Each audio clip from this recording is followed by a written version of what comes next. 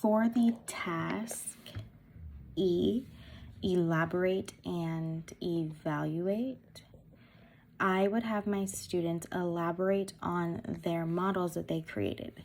So they will be creating different light sources, and they will be answering if there's any other kind of light sources besides a flashlight, such as a sun, a fire, a TV, a cell phone, a match, a computer screen, if they can tell me any other kind of sources of light.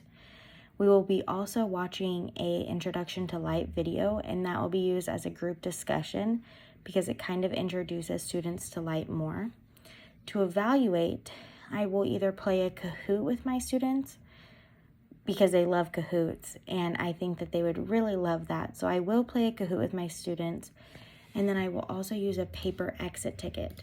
I will have my students write down other sources of light besides a flashlight.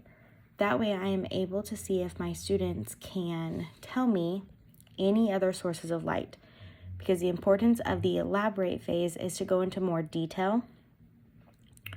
I would also have my students communicate their work by pair sharing with their elbow partner, because they are not able to get up and move around that much due to COVID. So it's easier to have my students work with their elbow partner because we work together every day. So my students would be pair sharing with their elbow partner to show the model that they used, and they would also be pair sharing with their elbow partner to give feedback to each other.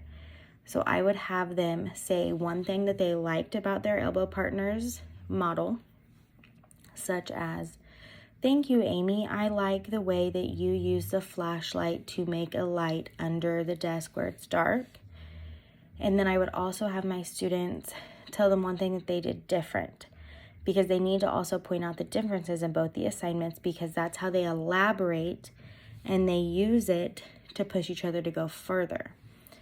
And I would also, after the introduction to light video, I would have my students use the discussion questions with their elbow partners to create a good conversation to elaborate on the introduction to light as well.